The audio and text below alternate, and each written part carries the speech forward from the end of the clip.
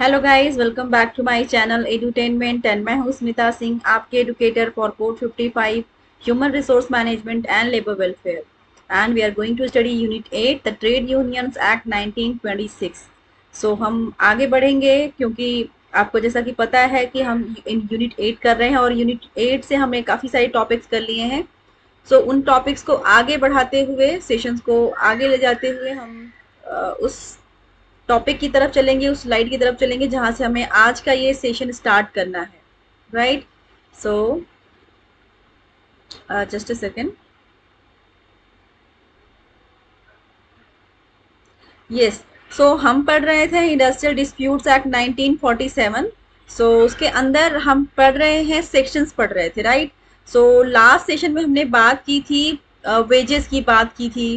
Wages किसके अंदर आता है? वेजेस आता है सेक्शन 2 RR के अंदर आता है। आर्बिट्रेशन किसके अंदर आता है? That comes under section 2AA। Average पे किसके अंदर आता है? That comes under section 2AAA। इसी तरह हमने बात की थी अप्रोप्रिएट गवर्नमेंट किसके अंदर आता है? That comes under section 2A। Appropriate government होता क्या है, इसका कॉन्सेप्ट क्या है, ये भी हमने बात की थी लास्ट सेशन में। अगर आपने उस सेशन को नहीं देखा है तो आप देख सकते हैं जा करके लास्ट सेशन को। और आज का हमारा जो टॉपिक होगा वो होगा सेम टॉपिक होगा, इंडस्ट्रियल डिस्प्यूट एक्ट 1947 के अंदर ही हम डेफिनेशंस पढ़ रहे हैं। डेफिनेशंस के अंदर हम सेक्शंस देख रहे हैं। राइट, तो सेक्शन के अंदर ई हम देखेंगे। ई अवार्ड है। अवार्ड किसके अंदर आता है? Award comes under section 2B। ठीक है, तो आपको ये याद रखने, सेक्शंस याद रखने हैं आपको। राइट, इस बार का जो पैटर्न था, इस बार का जो यूजीसी नेट ने जो क्वेश्चन पूछा था, बहुत ही डेप्थ में क्वेश्चन पूछा था। वैसे कि जैसे कि आपको पता है कि जब से एनटीए यूजीसी नेट के एग्जाम को कंडक्ट करवाने लगा है, तब से जो इसका लेवल है बहुत ही अच्छा हो गया है। मतलब बहुत ही डेप्थ एंड कॉन्सेप्चुअल क्वेश्चन पूछा जाता है। बट इस बार क्या था कि आपने क्वेश्चंस अगर आपने देखा होगा तो आपको पता चल गया होगा। अगर आप पहली बार अपियर कर रहे होंगे तो आपके ये सब चीजें नहीं है, आपको जानकारी यहाँ वहां से आप इकट्ठा करेंगे। बट अगर आपने कई बार इससे पहले आपने अपियर किया होगा, एग्जाम में दिए होंगे एग्जाम्स, तो आपको आइडिया लग गया होगा कि पिछला लेवल क्या था और अब का लेवल क्या है। लेवल में ये है कि अभी क्या है कि सेक्शंस के अंदर अभी कोई कुछ भी आप प्रिडिक्ट नहीं कर सकते कि सेक्शन यूनिट 1 to 5 ज्यादा क्वेश्चन पूछे जाते हैं या फिर 5 to 6 to 10 ज्यादा क्वेश्चन पूछे जाते हैं। कौन सा यूनिट ज्यादा इंपॉर्टेंट है, कौन सा यूनिट कम इंपॉर्टेंट है, ऐसा बिल्कुल भी आप नहीं कह सकते हैं, क्योंकि क्वेश्चंस कहीं से भी पूछे जाते हैं। और इस बार का भी यही पैटर्न रहा, क्वेश्चन कहीं से भी पूछा गया है। यूनिट 10 से बहुत सारे क्वेश्चंस आए थे। यूनिट 10 से भी मतलब आपके एग्जाम पर्सपेक्टिव से हर each and every unit is important. Right, तो आपको हर एक टॉपिक, हर एक यूनिट अच्छे से पढ़ना है और डेप्थ में पढ़ना है। सेक्शंस पूछे गए, सेक्शंस के अंदर की भी चीजें पूछी गई थी, तो आपको सेक्शंस के साथ साथ उनके अंदर की डेफिनेशंस को भी याद रखना जरूरी होगा।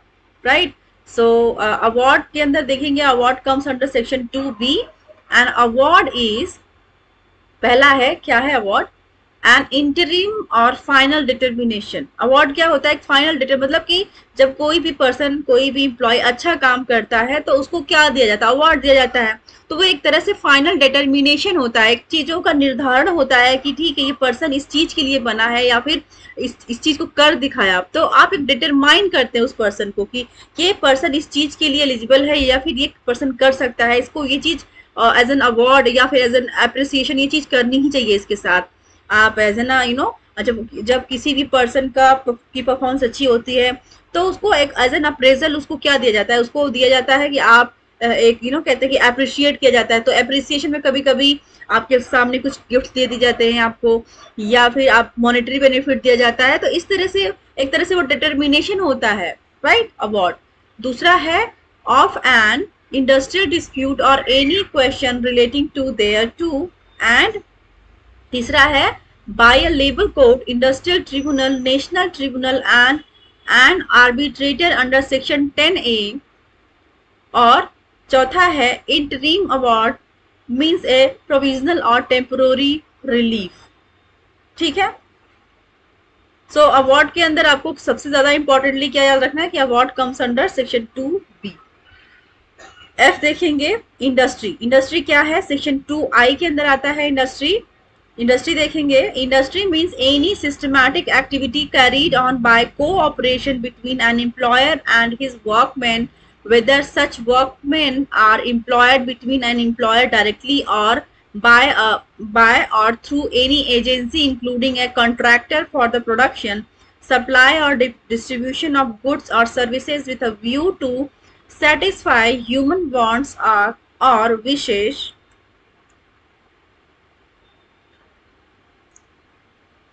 in bracket, not being wants or wishes which are merely spiritual or religious in nature, whether or not.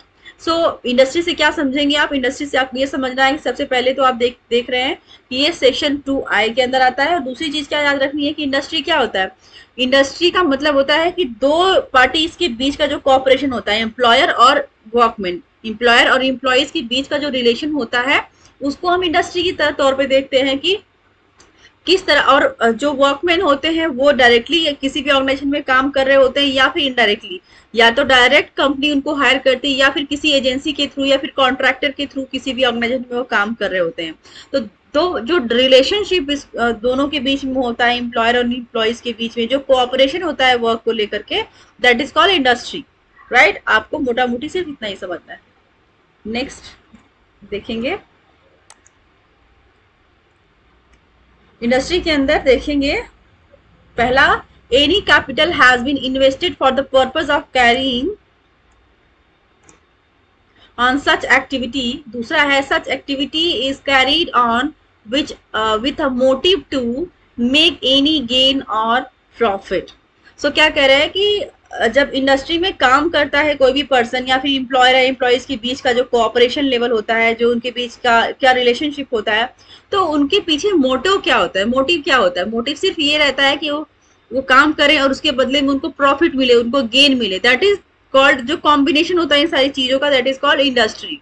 जहां पर कैपिटल का इन्वेस्टमेंट होता है, आप पूंजी लगाते हैं, पूंजी लगाने के बाद आप एक तरह से प्रॉफिट देखते हैं कि आपने पूंजी लगाया, आपने मेहनत दी, आपने एज एन एम्प्लॉयर अपने वर्कमैन के साथ मिलकर काम किया और उसके बदले में आपको क्या मिलना चाहिए?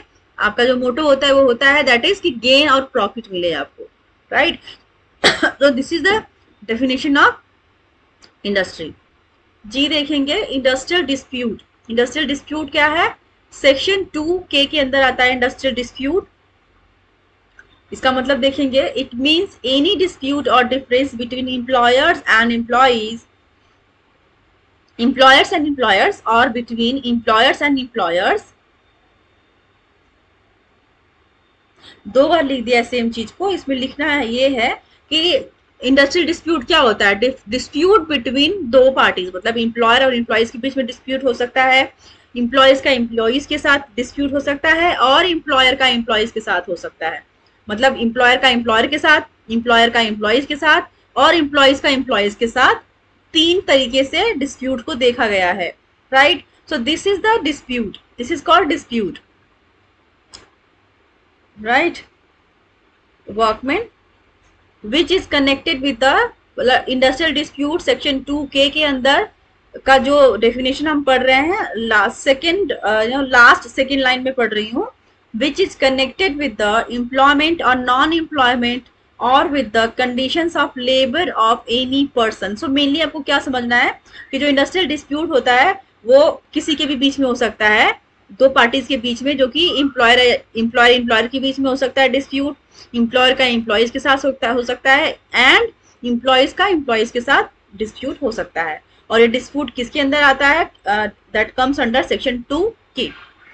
H देखेंगे, H में क्या दिया गया है? H में वर्कमैन की बात की गई है। वर्कमैन क्या है? वर्कमैन सेक्शन 2S के अंदर आता है। Workman means any person including an apprentice employed in any industry to do any manual, unskilled, skilled, technical, operational, clerical or supervisory work for hire or reward, whether the terms of employment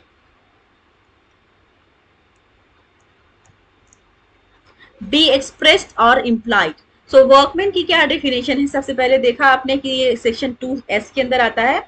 और workman वो होता है, वो या तो apprentice हो सकता है। अप्रेंटिस वो होते हैं जो किसी भी ऑर्गेनाइजेशन में उनको सैलरी नहीं दी जाती, सिर्फ वो ट्रेनिंग ले रहे होते हैं, एक तरह से वो काम को सीख रहे होते हैं, दैट इज कॉल्ड अप्रेंटिस। और वो जो पर्सन होता है, कोई किसी भी इंडस्ट्री में काम करने वाला पर्सन, वो स्किल्ड पर्सन हो सकता है, मतलब ये जो कि क्लर्कल पोजीशन पे होते हैं, ऑपरेशनल पोजीशन पे होते हैं, टेक्निकल पोजीशन पे होते हैं, या फिर अनस्किल्ड पीपल जो कि लेबर क्लास के होते हैं।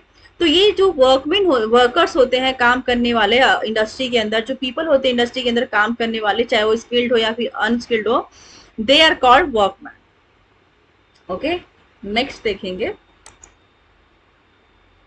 And for the purpose of any proceeding under this act in relation to an industry dispute, including any such person who has been retrenched, dismissed, or discharged in connection with or as a consequence of that dispute, or whose dismissal, discharge, or retrenchment has led to that dispute, but does not include any such persons. सो क्या कह रहे हैं कि जो workman होते हैं, workman कौन होते हैं, जो किसी भी इंडस्ट्री के अंदर काम कर रहे होते हैं, चाहे वो स्किल्ड हो या फिर अनस्किल्ड होते हैं। उसके आगे आपने देखा, and for the purpose of any proceeding under this act in relation to an industry dispute including any such person who has been retrenched, कोई भी पर्सन जो इंडस्ट्री के अंदर काम कर रहा है जो कि रिट्रेंच कर दिया गया है। रिट्रेंचमेंट कब होता है? जब रिसोर्सेज की कमी हो जाए, या फिर रिसोर्सेज की कमी जब होती है, या फिर मटेरियल की कमी होती है, तब ले ऑफ होता है।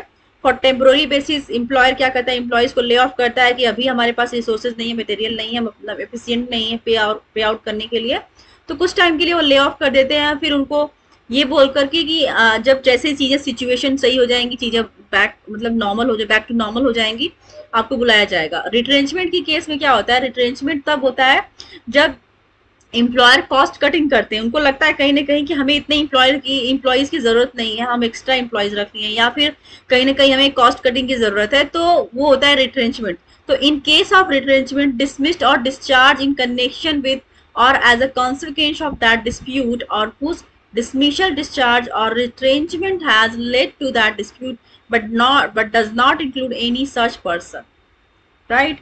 So workman के केस में क्या होता है कि इंडस्ट्री के अंदर रिट्रेंचमेंट भी होता है, डिसमिशल होता है, डिस्चार्ज होता है, इन कनेक्शन विथ और as a consequence of that dispute, मतलब इंडस्ट्री के अंदर किसी भी तरह का अगर डिस्प्यूट होता है एम्प्लॉयज के बीच में, तो उस केस में, या एम्प्लॉयर का एम्प्लॉयज के साथ होता है, या फिर एम्प्लॉयज के बीच में होता है, तो उन केसेस में जब रिट्रेंचमेंट होता है या डिसमिशल होता है, तो वो कॉन्सिक्वेंस क्या मतलब वो जो कॉन्सिक्वेंस में किस वजह से होता है, वजह होती है डिस्प्यूट का, इंटरनल डिस्प्यूट की वजह से ये सब चीजें होती हैं।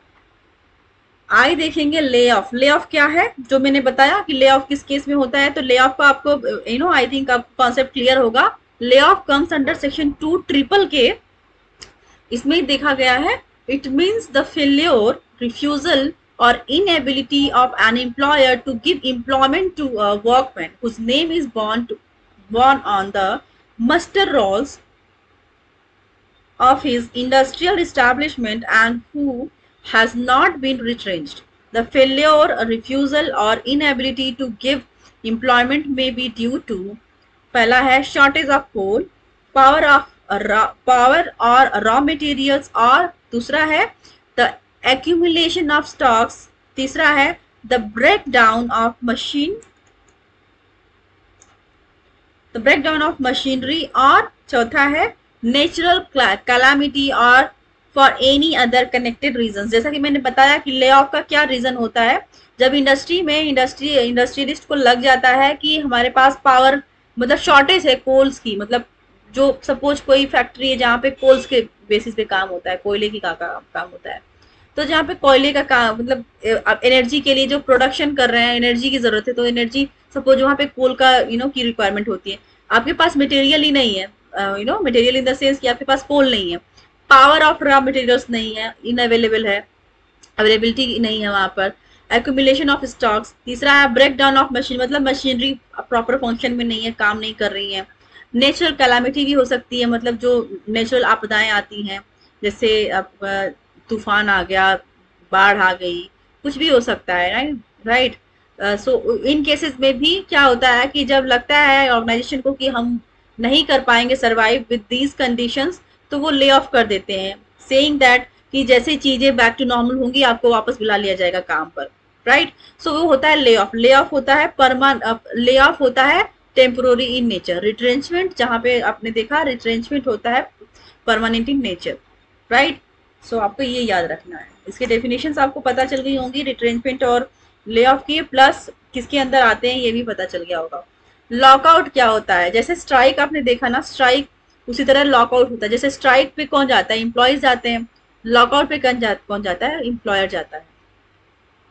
सो लॉकआउट किसके अंदर आता है, that comes under section 2L, 2L के अंदर आता है।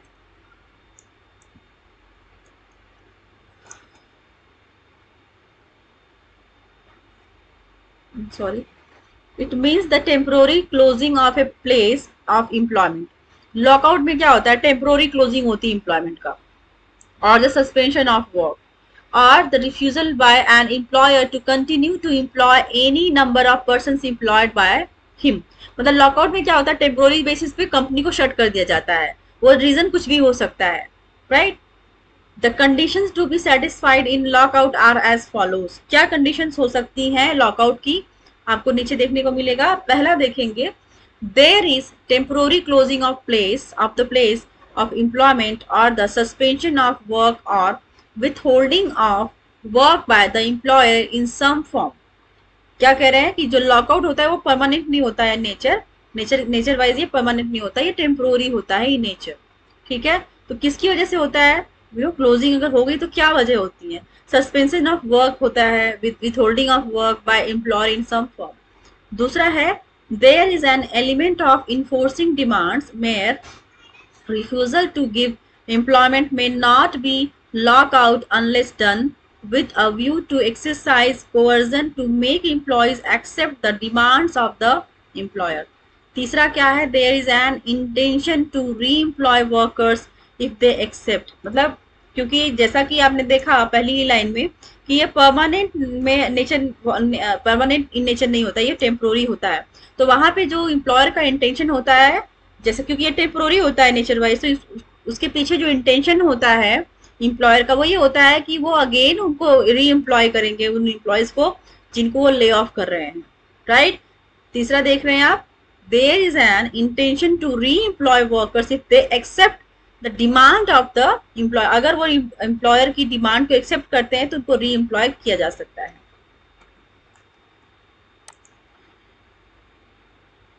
के देखेंगे, के है क्लोजर। क्लोजर किसके अंदर आता है, क्लोजर आता है सेक्शन 2CC के अंदर आता है।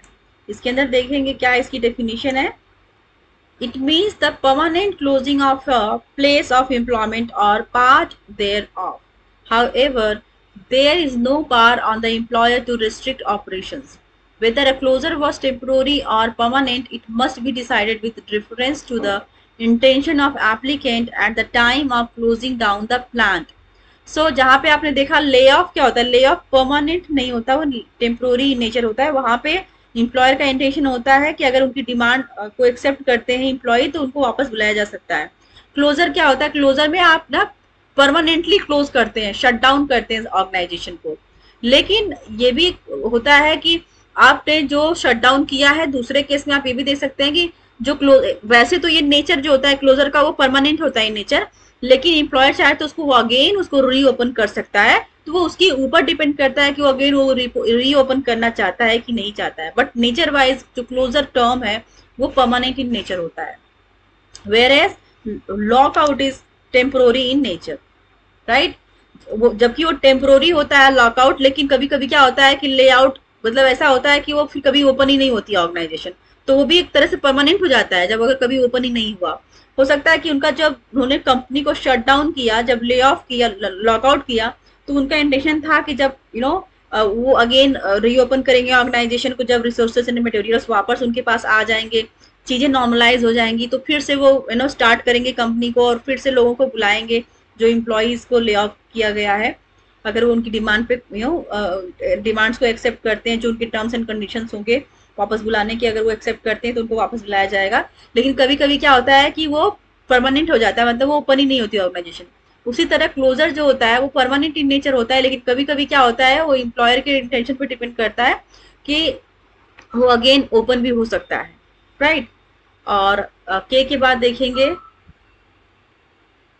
एल देखेंगे रिट्रेंचमेंट। रिट्रेंचमेंट क्या है, सेक्शन 2 के अंदर आता है ये, ठीक है।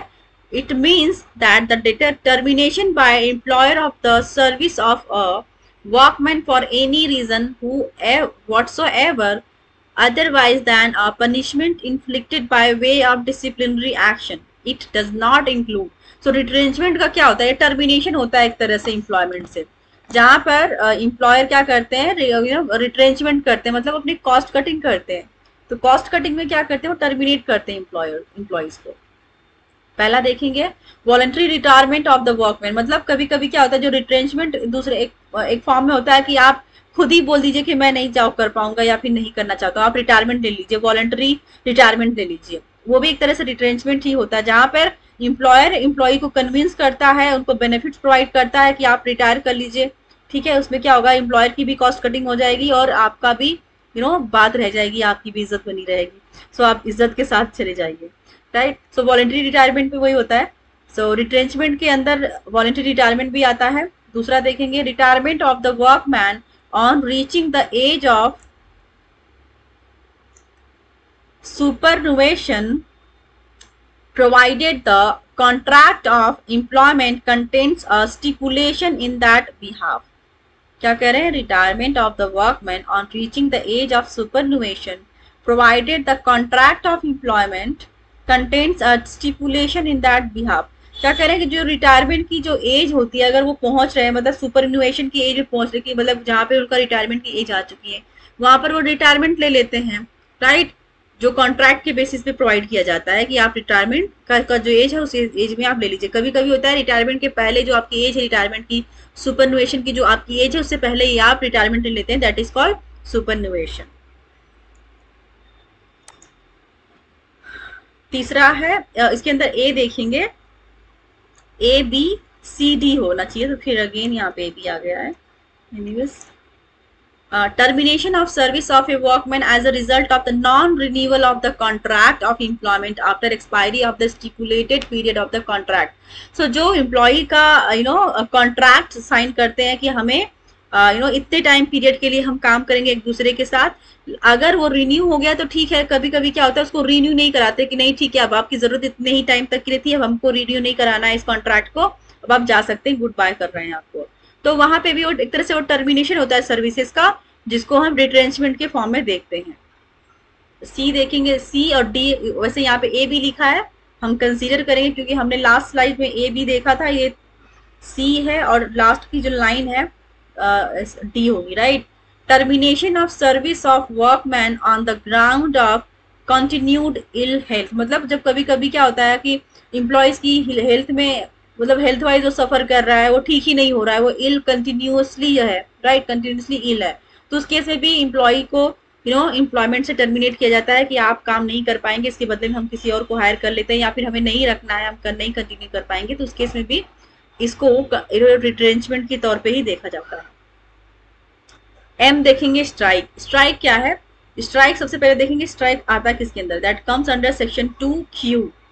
इट मीन्स पहला देखेंगे अ सीजेशन ऑफ वर्क, मतलब सीजेशन मतलब कि काम को बंद कर देना, दैट इज अ स्ट्राइक। कि जहां पर जब स्ट्राइक पे जाते हैं एम्प्लॉयज तो काम बंद हो जाता है ऑटोमेटिकली, वो काम को पूरा ठप्पा लगा करके काम को बंद करके स्ट्राइक पे चले जाते हैं। तो ये एक तरह से सीजेशन होता है वर्क का by a body of person employed in any industry acting in combination, मतलब एक जुट में होकर के कॉम्बिनेशन में वो स्ट्राइक पे चले जाते हैं, काम को बंद करके, काम का अपने काम को छोड़ छाड़ करके वो स्ट्राइक पे चले जाते हैं, धरने पर चले जाते हैं।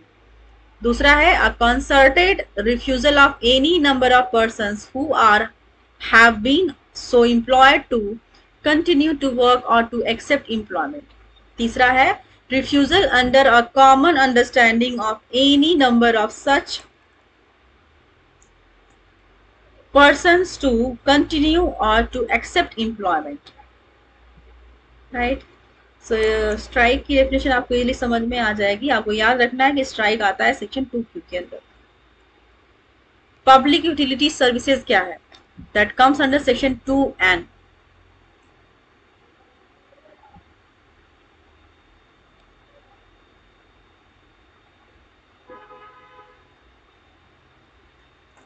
Just a second.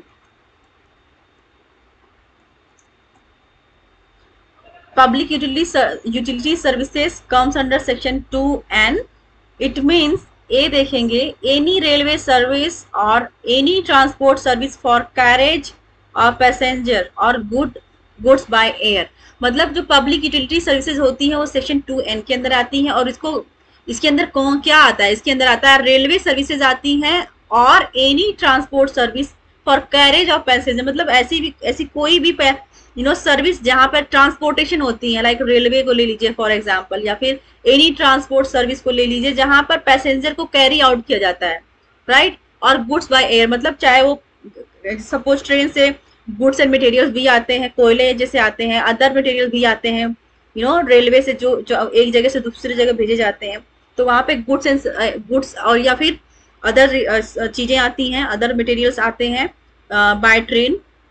उसी तरह आप एयरलाइन को देख लीजिए, फ्लाइट से भी जहाज से, फ्लाइट से भी पैसेंजर जाते हैं, लोग जाते हैं, गुड्स भी एंड मटेरियल्स भी जाते हैं फ्लाइट से।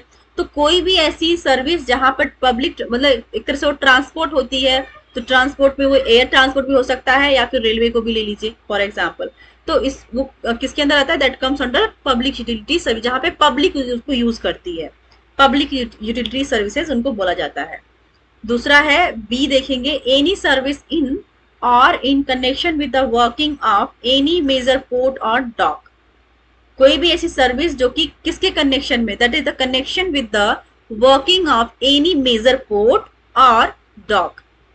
तीसरा है सी देखेंगे, any section of an industrial establishment on the working of which the safety of the establishment or the workman employed therein depends. D देखेंगे, any postal, telegraph or telephone service, जो public utility service जो कि public use करती है, mainly आपको समझना कि public utility services होती क्या है, जिनको कि पब्लिक यूज करती है, that is known as a public utility services. वो रेलवे हो सकता है, एयरलाइंस हो सकती हैं, बस सर्विस हो सकती हैं, आपका पोस्टल सर्विस जहाँ पे पोस्ट ऑफिस के थ्रू आपके टेलीग्राफ भेजे जाते हैं, अदर चीजें भी भेजी जाती हैं कुरियर के थ्रू, तो any postal, telegraph or telephone services भी इसके अंदर आती हैं। ई देखेंगे, any industry which supplies power, light or water to the public. F देखेंगे, any industry of public conservancy or sanitation. G देखेंगे, any industry specified in the first schedule to this act which the appropriate government में, if satisfied that public emergency or interest show requires by notification in the official gazette, declares to be a public utility service for the purpose of this act for such period as may be specified in the notification, right। next देखेंगे ओ, settlement किसके अंदर आता है, settlement किस section के अंदर आता है, that comes under section 2P। Section 2P के अंदर आता है क्या, settlement। इसके अंदर देखेंगे, इट मीन्स पहला देखेंगे, a settlement arrived at in the course of a conciliation proceeding and includes. दूसरा है अ रिटन एग्रीमेंट, जहां पर सेटलमेंट किया जाता है, राइट। दूसरा देखेंगे, a written agreement between the employer and workman arrived at the otherwise than in the course of conciliation proceeding provided. इसके अंदर पहला देखेंगे, such agreement has been signed by the parties thereto in such manner as may be prescribed। और दूसरा देखेंगे, a copy thereof has been sent to an office authorized in this behalf by the appropriate government and the conciliation officer। ठीक है, तो settlement में क्या होता है, एम्प्लॉयर एम्प्लॉइज के बीच में एक रिटन एग्रीमेंट होता है जहां पर वो सेटल डाउन करते हैं एक दूसरे के साथ, राइट, कि हमारे बीच में ये सेटलमेंट होना चाहिए और होगा। एक म्यूचुअल एग्रीमेंट होता है, एक काउंसिलिएशन होता है, प्रोसीडिंग होती है, काउंसिलिएशन की प्रोसीडिंग होती है, राइट, जिसके तहत वो सेटलमेंट करते हैं एक दूसरे के साथ, राइट। दूसरा है इसमें अथॉरिटीज अंडर द एक्ट। अब हम नेक्स्ट सेशन में पढ़ेंगे अथॉरिटीज अंडर द एक्ट के अंदर क्या क्या अथॉरिटीज आती हैं। वर्क्स कमिटी आप देखेंगे, कॉन्स्टिट्यूशन देखेंगे, आप फंक्शंस देखेंगे, उसके अंदर काउंसिलिएशन ऑफिसर्स क्या होते हैं, राइट। सो इन सारी चीजों पे बात करेंगे नेक्स्ट सेशन में। तब तक के लिए keep watching me and thank you very much for the support and thank you very much for watching my sessions. Thank you very much.